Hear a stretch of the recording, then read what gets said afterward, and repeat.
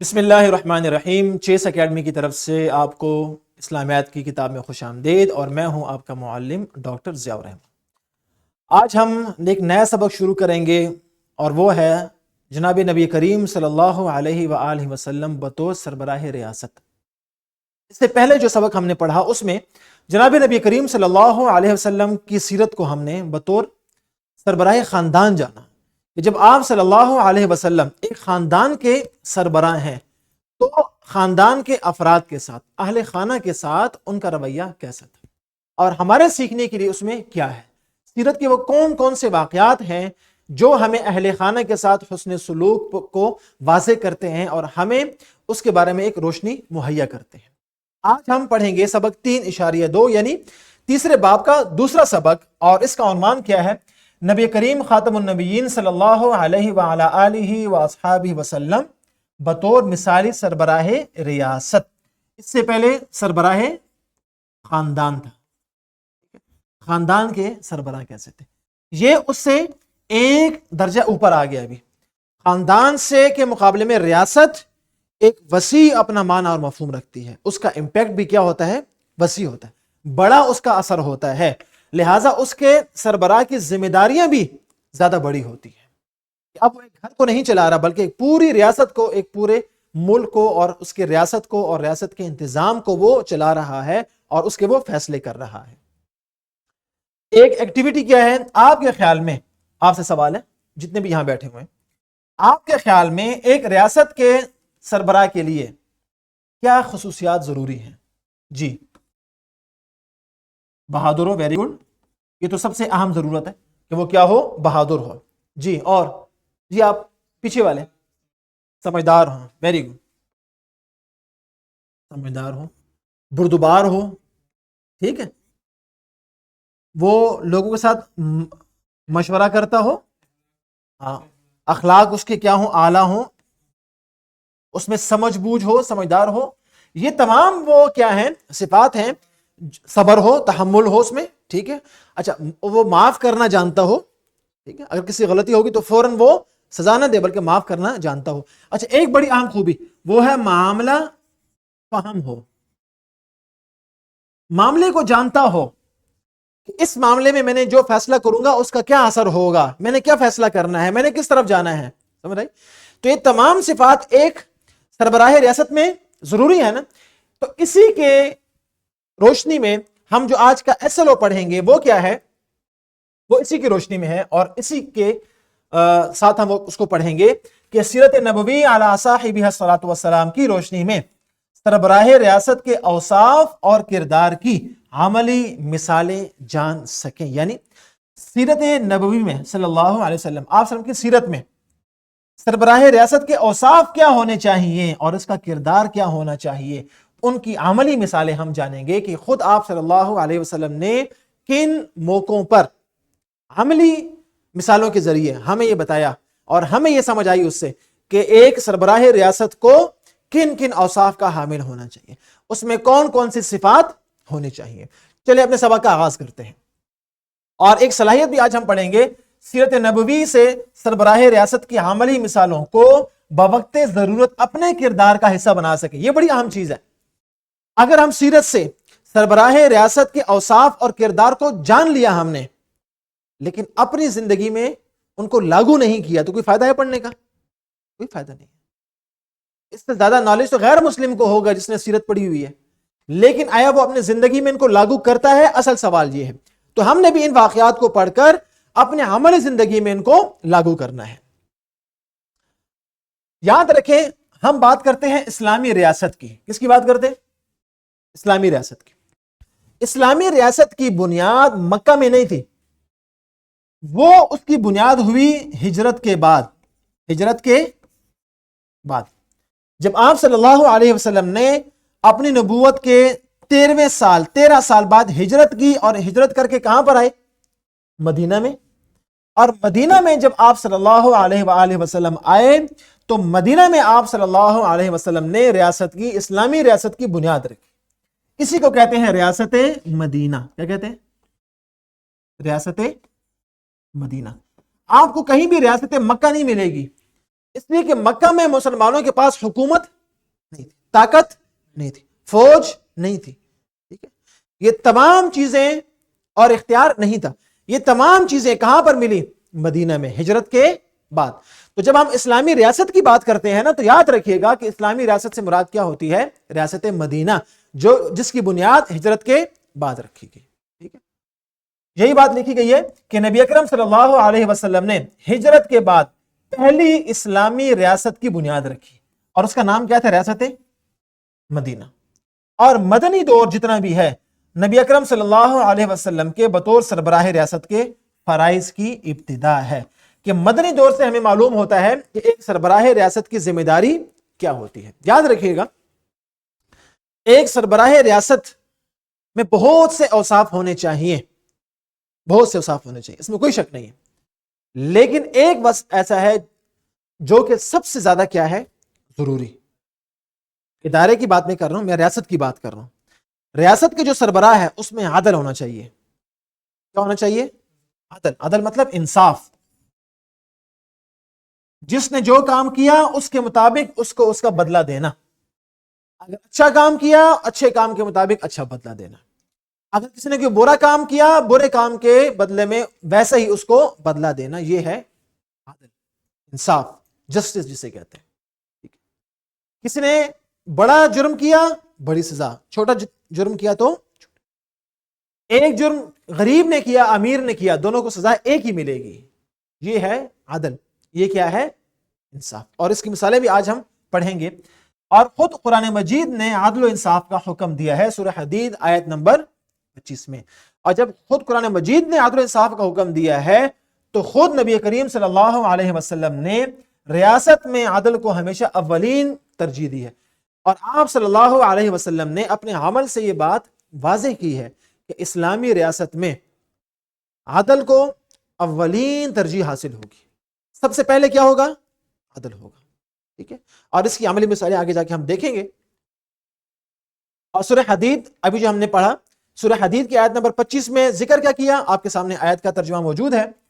اعوذ باللہ من الشیطان الرجیم، بسم اللہ الرحمن الرحیم. یقیناً ہم نے اپنے رسولوں کو واضح نشانیوں کے ساتھ بھیجا. یہ اللہ تعالیٰ نے ارشاد فرمایا کہ یقیناً ہم نے اپنے رسولوں کو واضح نشانیوں کے ساتھ بھیجا اور ہم نے ان کے ساتھ کتاب بھی اتاری.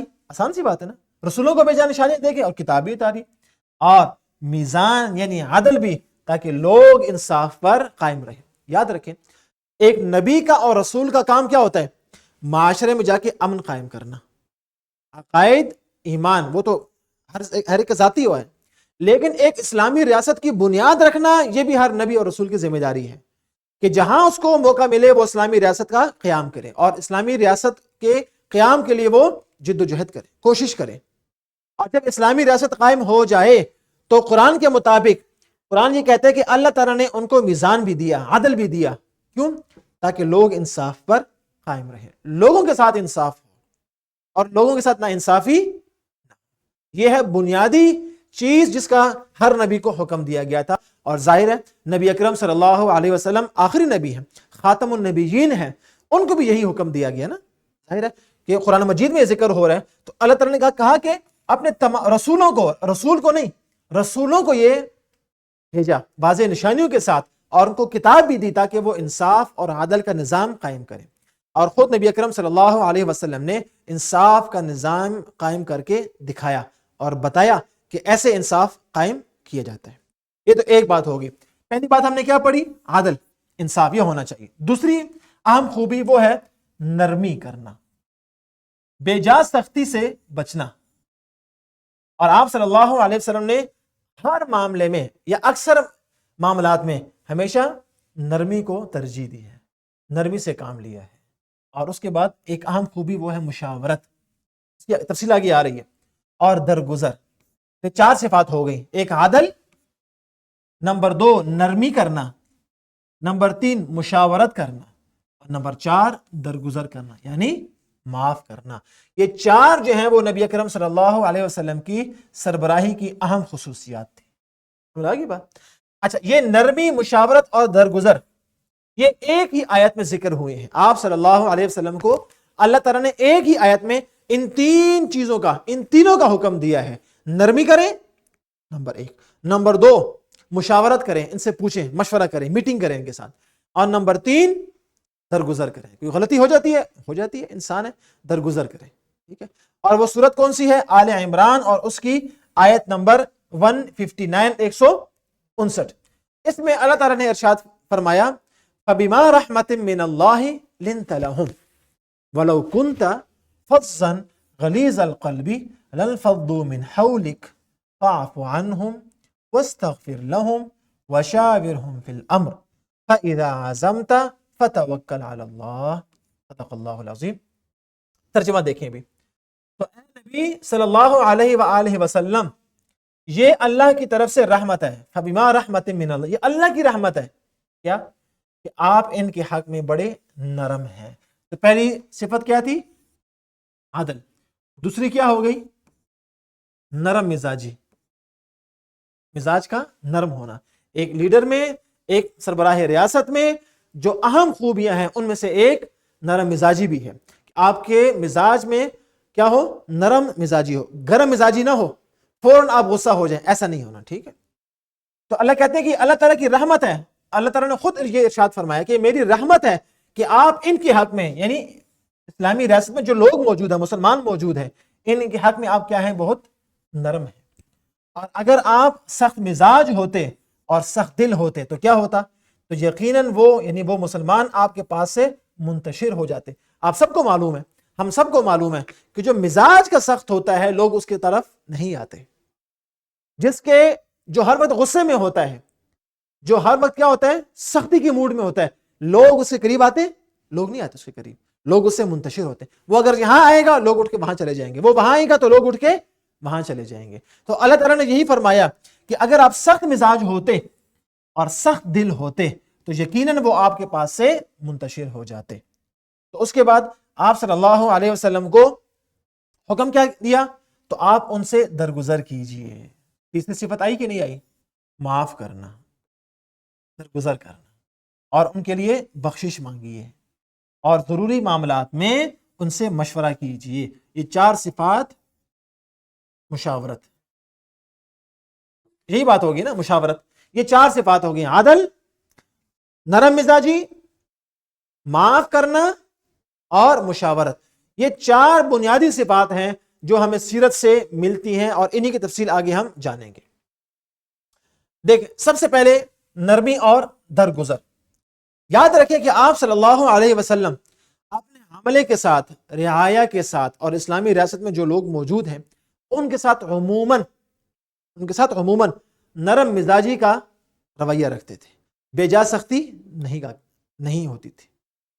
اور اس کی ایک مثال ہم نے کل بھی پڑھی تھی کہ جو لوگ موجود تھے اور ان کے لیے کوئی گورنر جب بنا کے بھیجا تو ان کو حکم دیا یسروا ولا تعسروا، لوگوں کے لیے آسانی کرنا، مشکل نہ کرنا. جو گورنر بنا کے بھیجے نا، اپنے نائب بنا کے بھیجے، تو ان نائب جو بنا کے بھیجتے تھے آپ صلی اللہ علیہ وسلم، تو ان کو ایک حکم یہ بھی ہوتا تھا کہ یسروا ولا تعسروا، ان کے لیے آسانی کرنا، مشکل بشروا ولا تنفروا، ان کو خوشخبری دینا، ان کو اسلام سے متنفر نہ کرنا. اب دیکھیں، خود اپنے مزاج میں بھی نرمی اور درگزر، اور اوروں کے مزاج میں بھی یہی کوشش کی کہ ان کے مزاج میں بھی کیا آ جائے؟ نرمی آ جائے، سختی نہ کریں. کیوں کہ درگزر کرنے کا حکم قرآن مجید میں دیا گیا ہے، اور نبی اکرم صلی اللہ علیہ وسلم اپنے حملے اور رعایا کے ساتھ نرمی کا برتاؤ رکھتے تھے. دوسری اہم چیز وہ ہے مشاورت کا اصول. مشاورت کسے کہتے ہیں؟ مشاورت کہتے ہیں آپ کوئی کام کرنے لگے ہیں، ریاست، چونکہ یہ سربراہ ریاست کی بات ہو رہی ہے تو ہم اسی لحاظ سے بات کرتے ہیں. ہر اہم موقع پر یا اکثر اہم موقعوں پر نبی اکرم صلی اللہ علیہ وآلہ وسلم صحابہ کرام کو پاس بٹھاتے اور ان سے مشورہ کرتے کہ یہ اہم معاملہ درپیش ہے. غزوہ بدر کی مثال لے لیں کہ قیدیوں کے ساتھ سلوک کیا کرنا ہے. غزوہ خندق کی مثال لے لیں کہ خندق کھودنی ہے یا شہر کے اندر سے لڑائی کرنی ہے یا شہر سے باہر نکل کے جنگ کرنی ہے. تو اس پہ مشاورت بٹھائی، ہر ایک نے اپنی رائے دی، اور آپ صلی اللہ علیہ وسلم نے مشاورت کے بعد ایک فیصلہ کر لیا کہ ہمیں یہ ایسا کرنا چاہیے. ہر ایک کی رائے سن کر فیصلہ کرنا، اسے کہتے ہیں مشاورت. آج کل اسے میٹنگ کہتے ہیں کہ کوئی اہم معاملہ آ گیا, اپنے جو اہم لوگ ہیں, اسٹیک ہولڈرز ہیں, ان کو پاس بٹھایا, ہاں بھی آپ کی کیا رائے ہے, ہمیں کیا کرنا چاہیے, آپ بتائیں. جس طرح میں ابھی آپ سب سے پوچھوں, تو اسی طرح مشاورت اسی کو کہتے ہیں, مشورہ کرنا, ہر ایک سے اس کی رائے پوچھنا اور اس کے بعد آگے عمل کرنا. تو اور آپ صلی اللہ علیہ وسلم کی سیرت میں سربراہ خاندان یا سربراہ ریاست, دونوں صورتوں میں ہمیں یہ مشاورت کا پہلو بڑا نمایاں نظر آتا ہے کہ آپ صلی اللہ علیہ وسلم نے اپنے صحابہ کرام سے مشاورت کی. اور خود قرآن مجید میں نبی اکرم صلی اللہ علیہ وسلم کو مشاورت کا حکم دیا گیا. وَشَاوِرْهُمْ فِي الْأَمْرِ, سورہ آل عمران آیت 150. وَشَاوِرْهُمْ فِي الْأَمْرِ, ابھی ہم نے آیت پیچھے پڑھی نا, یہ دیکھیں, وَشَاوِرْهُمْ فِي الْأَمْرِ, اور ان سے معاملات میں مشاورت کیجئے, ہم نے پڑھا یہاں پر, ٹھیک ہے, اور ضروری معاملات میں ان سے مشورہ کیجئے. تو قرآن مجید نے آپ صلی اللہ علیہ وسلم کو اس بات کا حکم دیا کہ ان سے مشاورت کریں, اور آپ صلی اللہ علیہ وسلم نے مشاورت اپنے عمل سے کر کے بتائی. ہم نے پڑھا نا کہ آج کے سلو میں آپ صلی اللہ علیہ وسلم کی جو سیرت ہے اس سے عملی مثالیں ہم جانیں گے. اور اس کی عملی مثالیں کیا ہیں؟ آسان سی بات ہے, نبی اکرم صلی اللہ علیہ وسلم نے جنگی حکمت عملی اور قیدیوں کے فیصلے پر مشاورت کی. غزوہ بدر آپ کو یاد ہوگا کہ غزوہ بدر کے قیدیوں کے ساتھ کیا سلوک کرنا ہے. اس کے علاوہ غزوہ احد کے موقع پر بھی, غزوہ خندق میں بھی, اور غزوہ خندق ہی میں دیکھیں سلمان فارسی نے مشورے کے دوران یہ مشورہ دیا تھا, ٹھیک ہے, کہ ہم خندق کھودیں گے, اور اس خندق کی وجہ سے اس غزوہ کا نام ہی کیا پڑ گیا؟ غزوہ خندق, ٹھیک ہے. اور آپ صلی اللہ علیہ وسلم اہم ریاستی امور میں مشاورت فرمایا کرتے تھے. اور 2 یا 3 مثالیں آپ نے ذہن میں رکھنی ہے, غزوہ بدر, احد اور خندق, کہ ان موقعوں پر آپ صلی اللہ علیہ وسلم نے صحابہ کرام کے ساتھ مشاورت کی ہے اور ان کے مشوروں پر عمل بھی کیا ہے. تو یہ ہے ایک سربراہ ریاست کے لیے ایک اہم چیز. پہلا کیا ہے؟ عدل, معاف کرنا, اور تیسرا کیا تھا؟ مشاورت. چوتھی اہم چیز وہ ہے اتحاد اور مواخات کی تعلیم. یاد رکھیں, ایک سربراہ ریاست کے لیے انتہائی ضروری ہے کہ اپنے لوگوں کو وہ اٹیچ کر کے رکھے, ان کے اندر اتحاد بنا کے رکھے, ان کے اندر بھائی چارہ بنا کے رکھے, مواخات بنا کر رکھے. اگر اس کی ٹیم اندر ہی سے کمزور ہوگی تو باہر سے حملہ کرنے والے کو مشکل نہیں ہوگی.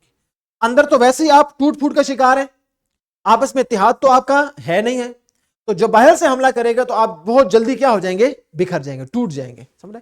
تو اس لیے ہمیں نظر آتا ہے مواخات مدینہ. کیا آتا ہے؟ مواخات مدینہ. اور آپ کو معلوم ہے کہ نبی اکرم صلی اللہ علیہ وسلم نے مدینہ میں مہاجرین اور انصار کے درمیان مواخات قائم کی اور اتحاد اور بھائی چارے کے ذریعے داخلی مضبوطی پیدا کی. داخلی طور پر مسلمان کیا ہو گئے؟ مضبوط. پہلے تھے انصار مہاجرین اپنے بھائی بنا دیا, یہ انصار اس مہاجر کا بھائی ہے, یہ مہاجر اس انصار کا بھائی ہے, تو آپس میں کیا ہو گیا؟ اتحاد ہو گیا. اور اتحاد سے کیا ہوتا ہے؟ داخلی طور پر آپ مضبوط ہو جاتے ہیں. تو باہر کے دشمن جب حملہ کرتے ہیں تو 100 مرتبہ پہلے سوچتے ہیں. تو ایک سربراہ خاندان کی یہ ذمہ داری ہے کہ وہ اپنے ماتحت جتنے بھی لوگ اس کے ساتھ موجود ہیں ان میں اتحاد, اتفاق, مواخات اور مواسات کا تعلق قائم کرے. 5 باتیں ہوگی. اس کے بعد ریاستی سرحدوں کی حفاظت, یہ سب سے اہم چیز ہے, یا اہم ترین چیزوں میں سے ایک یہ ہے کہ جہاں جہاں اسلامی ریاست کی حدود ہیں, باؤنڈریز ہیں, جیسے پاکستان کی حدود ہے نا, ہر ملک کی حدود ہے, تو اسلامی ریاست کی سرحدوں کی حفاظت کرنا کہ کوئی آپ کی ریاست میں داخل نہ ہو جائے اور کوئی آپ کے علاقے پر قبضہ نہ کر لے, یا آپ کے علاقے میں موجود جو لوگ ہیں ان کو نقصان نہ پہنچا دے. تو اس کے لیے اسلامی جو سرحدیں ہیں, جو باؤنڈریز ہیں, ان کی حفاظت کرنا بھی کیا ہے؟ ضروری ہے. اور آپ صلی اللہ علیہ وسلم نے جب مدینہ میں ریاست قائم کی تو ریاست مدینہ کی حفاظت کے لیے آپ صلی اللہ علیہ وسلم نے پہلے کا انتظام کیا اور صحابہ کرام کو بھیجا کہ آپ فلاں فلاں مقام پر چلے جائیں اور مدینہ کی جو ریاست ہے اس کی سرحدوں کی آپ حفاظت کریں. تو نبی اکرم صلی اللہ علیہ وسلم نے سرحدوں کی حفاظت کے لیے پہرے داری کا نظام قائم کیا, پورا باقاعدہ نظام تھا. اور ریاست کی حفاظت نبی اکرم صلی اللہ علیہ وسلم کی مدبرانہ صلاحیتوں کی دلیل ہے. ایک مدبر شخصیت وہی ہوتی ہے, تدبیر والی شعور والی شخصیت وہی ہوتی ہے جو اسلامی ریاست کی حفاظت کرے اور اس کو آہستہ آہستہ پھیلائے. اگر آپ سرحدوں کی حفاظت ہی نہیں کریں گے تو آپ کو تو خود خطرہ ہے, تو آپ اپنی ریاست کو کیا پھیلائیں گے؟ تو آپ اپنی باؤنڈریز کو اور سرحدوں کو محفوظ کریں گے, ان کی پہرہ داری کریں گے تو آپ پھیلیں گے نا, ورنہ آپ پھیل ہی نہیں سکتے, آپ تو مزید سکڑ جائیں گے اور مزید آپ کی جو ریاست ہے اس کو خطرہ ہوگا. اس کے بعد کیا ہے؟ اختیارات کی تقسیم. آپ صلی اللہ علیہ وسلم کی سیرت سے ایک بات بڑی واضح ہے کہ آپ صلی اللہ علیہ وسلم اختیارات کو تقسیم کرتے تھے. اپنے ماتحت کچھ لوگوں کو رکھا, ان کو مختلف جگہوں کا امیر بنایا, وہاں پر بھیج دیا اور ان کو اختیار بھی دے دیا کہ آپ نے اب یہ کام کرنا ہے. ٹھیک ہے, آپ کوئی مشکل ہے آپ مجھ سے پوچھیں, لیکن آپ کو میں نے یہ اختیار دے دیا. تو اختیارات کو نچلی سطح تک منتقل کرنا, مثلا ایک امیر ہے, اس کے نیچے 2 لوگ, اب جہاں 2000 لوگ ہیں انہوں نے ایک بندے سے رابطہ کرنا ہے, ان کے لیے مشکل ہوگی نا. لیکن اگر یہ 2 کی بجائے 1 کی بجائے 2 لوگ ہو جائیں تو اب 1000 کے لیے 1 بندہ ہو گیا. ٹھیک ہے, اب مزید انہوں نے 2 کیے تو اب 500 کے لیے 1 بندہ ہو گیا. تو اب آسان ہو رہا ہے یا نہیں ہو رہا؟ یا اگر 2 اور مزید کر دیں تو 250 کے لیے 1 انسان ہو گیا. یہاں پر 2000 تھے اور یہاں پر 250 کے لیے 1 بندہ ہے. تو رابطہ کرنا کہاں آسان ہوگا؟ جتنا اختیارات نچلی سطح تک منتقل ہوں گے, لوگوں کے مسائل جاننا اور ان کے مسائل حل کرنا اتنا ہی کیا ہوگا؟ آسان ہوگا. اور آپ صلی اللہ علیہ وسلم نے یہ کر کے بتایا کہ اختیارات کو نچلی سطح تک منتقل کیا اور ان کو اختیارات بھی دے دیے. اس کی مثال کیا ہے؟ حضرت معاذ بن جبل رضی اللہ تعالی عنہ اور ابو موسیٰ اشعری رضی اللہ تعالی عنہ کو یمن کا گورنر بنا کر بھیجا اور وہاں کا کہا کہ آپ چلے جائیں اور وہاں کے انتظامات آپ کریں, زکوٰۃ آپ وصول کریں اور انہی کے لوگ جو امیروں سے زکوٰۃ لیں اور غریبوں کو زکوٰۃ دیں اور ان کو دین اسلام کی تعلیم بھی دیں. اب وہاں کا امیر بھی بنایا اور اس کو اختیارات بھی دے دیے. اسی طرح ایک اور مثال ہمیں ملتی ہے غزوہ تبوک کے موقع پر 9 ہجری کو, جب مسلمانوں کا لشکر 30,000 کا نکلتا ہے اور تبوک جاتا ہے, تو آپ صلی اللہ علیہ وسلم نے حضرت علی رضی اللہ تعالیٰ عنہ کو پیچھے مدینہ کا نگران بنایا اور مدینہ کو خالی نہیں چھوڑا بلکہ وہاں پر ایک امیر بنایا اور نگران بنایا حضرت علی رضی اللہ تعالیٰ عنہ کو. اور یہ بھی نبی اکرم صلی اللہ علیہ وسلم کی مدبرانہ حکمت عملی کا حصہ تھا. اچھا, عدل کی طرف آتے ہیں. یہ پہلا پوائنٹ ہم سے مس ہو گیا تھا. عدل کیا ہے؟ ہر ایک کو اس کا حق دینا, یہ عدل ہے, یہ انصاف ہے. ٹھیک ہے, اور اس کی سب سے آسان اور معروف مثال وہ کیا ہے؟ فاطمہ, جو کہ ایک خاتون تھی, ایک معروف خاتون تھی اور بڑی نامور خاتون تھی. اس نے چوری کی اور آپ صلی اللہ علیہ وسلم نے اس پر اسلامی حد کا نفاذ کیا. تو کچھ لوگوں نے سفارش کی کوشش کی, اپروچ کی کوشش کی کہ ہم ان کی سزا یا تو ختم کروا دیں یا کم کروا دیں. کیوں کہ یہ ایک بڑے خاندان کی ایک معزز اور معتبر خاتون ہے, لہٰذا اس کا اگر ہاتھ کٹا یا اس کو اسلامی حد اس پر نافذ ہو گئی تو بڑی کیا ہوگی؟ بدنامی ہوگی. لیکن آپ صلی اللہ علیہ وسلم نے بطور سربراہ ریاست اس بات کو گوارا نہیں کیا کہ عدل کا نظام کیا ہو؟ خراب ہو. کیوں کہ عدل و انصاف کا اصول ہم نے پہلے پڑھا کہ اسلامی ریاست کے لیے ایک بنیادی اور اس کی ریڑھ کی ہڈی ہے. لیکن آپ صلی اللہ علیہ وسلم نے کسی کی سفارش قبول نہیں کی. لوگوں نے سفارش کی کوشش کی لیکن آپ صلی اللہ علیہ وسلم نے کسی کی سفارش قبول نہیں کی, جیسے کہ مشہور واقعہ ہے. اور آپ صلی اللہ علیہ وسلم نے یہ فرمایا کہ یہ تو فاطمہ بنت اسود ہے نا, فاطمہ بنت اسود ہے, یہ اگر میری بیٹی فاطمہ بھی ہوتی اور اس پر اسلامی قانون لاگو ہوتا تو میں اس حد کو نافذ کرتا. ٹھیک ہے, تو جو اسلامی ریاست کے اصول میں سے جو ایک بنیادی اصول ہے عدل و انصاف کا قیام, آپ صلی اللہ علیہ وسلم نے صرف اپنی عملی مثالوں کے ذریعے سے اس کو واضح کیا کہ اور عملی مثال اس کی ہمارے سامنے واضح کی. یہ کچھ اہم مثالیں ہیں اس کی, مشاورت, عدل و انصاف کا قیام اور باقی چیزیں.